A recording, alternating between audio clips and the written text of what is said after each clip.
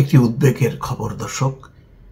বিদ্যুৎ বিক্রির পাওনা নিয়ে আদানি গোষ্ঠীর বার্তা বাংলাদেশকে কঠোর বার্তা দিয়েছে যে এই আদানি গোষ্ঠীর সঙ্গে বিদ্যুৎ ক্রয় বিক্রয় চুক্তি যেটি বলা হচ্ছিল যে এটি ভারতের আদানি গোষ্ঠী মোদির ঘনিষ্ঠ যে আদানি গ্রুপ তার সঙ্গে করা হয়েছিল। বিনিময়ে বাংলাদেশে তারা একচেটিয়া তাদের রাজত্ব চালাবে, নানা রকম অযৌক্তিক সুবিধা তারা নেবে, বিনিময়ে হাসিনা সরকারকে তারা ক্ষমতায় রাখবে। অর্থাৎ ক্ষমতায় থাকার শর্তে শেখ হাসিনা একটি অসম চুক্তি করেছিল আদানি গ্রুপের সঙ্গে, এবং এটি হিউজ, যেটা কোনো রকম দরকার ছিল না। ভারতে হলো সেই বিদ্যুৎ কেন্দ্র, সেখান থেকে বিদ্যুৎ নেবে। এ নিয়ে গণমাধ্যমে প্রচুর লেখালেখি হয়েছে। যে দামে বাংলাদেশ কিনছে বা এমন ধরনের চুক্তি, যে চুক্তির একটা গেড়াকলে পড়েছে বাংলাদেশ, সেখান থেকে মুক্ত হতে গেলে আদানি গ্রুপ আন্তর্জাতিক আদালতে যাবে এবং সেখানে বাংলাদেশকে প্রচুর পরিমাণ কাফফারা দিতে হবে। এখন তার পাল্লায় পড়েছে। শেখ হাসিনার সময় থেকেই বাংলাদেশের রিজার্ভের অবস্থা খুবই খারাপ, তখন তারা টাকা দেয়নি। এখন এই টাকা পরিশোধের জন্য আদানি চাপ দিচ্ছে, সেটাই খবর। বকেয়া অর্থ পরিশোধের ব্যাপারে বাংলাদেশের নতুন অন্তর্বর্তী সরকারের প্রতি কঠোর বার্তা দিয়েছে ভারতের আদানি গ্রুপ। একটি বিদ্যুৎ কেন্দ্র থেকে বিদ্যুৎ বিক্রির পাওনা বেড়ে চলার প্রেক্ষাপটে কোটিপতি গৌতম আদানির এই ব্যবসায়ী গোষ্ঠী থেকে সতর্ক বার্তা দেওয়া হয়েছে বলে ফিনান্সিয়াল টাইমসের এক প্রতিবেদনে বলা হয়।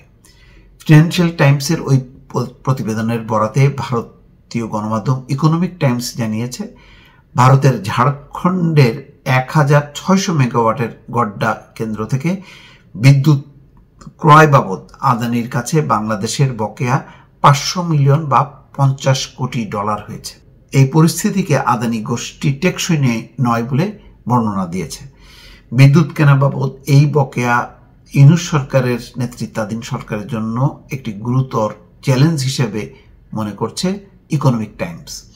গত মাসে শেখ হাসিনা সরকারকে হটিয়ে অন্তর্বর্তী সরকার ক্ষমতা নেয়। আদানি কেন্দ্র থেকে বিদ্যুৎ কেনাসহ শেখ হাসিনার আমলে করা বিভিন্ন ব্যয়বহুল অবকাঠামো চুক্তির সমালোচনা করেছে নতুন সরকার। ফিনান্সিয়াল টাইমসের কাছে পাঠানো এক বিবৃতিতে আদানি পাওয়ার বলেছে যে আর্থিক চাপ সত্ত্বেও তারা বাংলাদেশে বিদ্যুতের নির্ভরযোগ্য সরবরাহ বজায় রাখতে প্রতিশ্রুতিবদ্ধ। কোম্পানিটি বলেছে, আমরা বাংলাদেশের সঙ্গে আলোচনা চালিয়ে যাচ্ছি এবং তাদের জানিয়েছি যে পরিস্থিতি আর টেকসই পর্যায়ে নেই। অর্থাৎ এখন এমন একটা পর্যায়ে আছে আদানি যে তাদেরকে টাকা দিতেই হবে, সেজন্য বলছে টেকসই নেই। অথচ শেখ হাসিনার সময় ঠিকই টেকসই ছিল। তার মানে এখন নানাভাবে বাংলাদেশকে টাইট দেয়া, এটি হচ্ছে মূল কথা। আদানি বলছে, আমরা একদিকে যেমন বিদ্যুৎ সরবরাহের বিষয়ে প্রতিশ্রুতি বজায় রাখছি, অন্যদিকে তেমনি আমাদের ঋণদাতা ও সরবরাহকারীদের কাছে দেওয়া অঙ্গীকারও রয়েছে। অর্থ পরিশোধের এই দায় বাংলাদেশের সার্বিক জ্বালানি সংকটেরই একটি অংশ। বাংলাদেশের বিদ্যুৎ সংক্রান্ত দায়ের পরিমাণ $370 কোটি উঠেছে। জ্বালানি উপদেষ্টা ফজল করিম খান ফিনান্সিয়াল টাইমসকে বলেছে, আদানি বাংলাদেশের কাছে $80 কোটি পায়, তার মধ্যে $49 কোটি $20 লাখ পরিশোধ বিলম্বিত হয়েছে।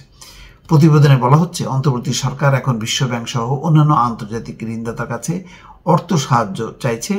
এর উদ্দেশ্য হল অর্থনীতি স্থিতিশীল করা। বাংলাদেশ সাম্প্রতিক বছরগুলোতে দ্রুত প্রবৃদ্ধি অর্জন করেছে, কিন্তু একই সময়ে জ্বালানি স্বল্পতায় ভুগছে।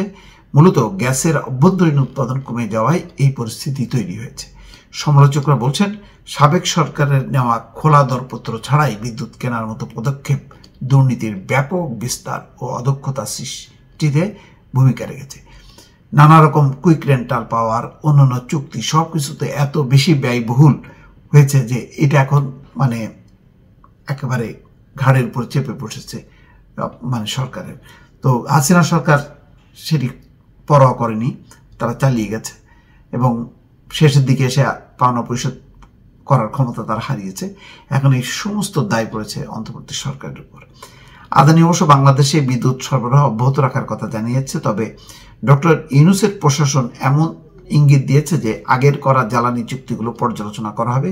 এর উদ্দেশ্য হলো প্রতিযোগিতামূলক দরপত্র পুনরায় চালু করা এবং নিয়ন্ত্রণমূলক তদারকি ব্যবস্থা জোরদার করা।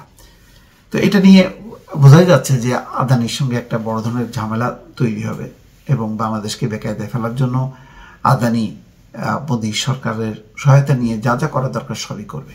দর্শক ভালো থাকবেন, আল্লাহ হাফেজ।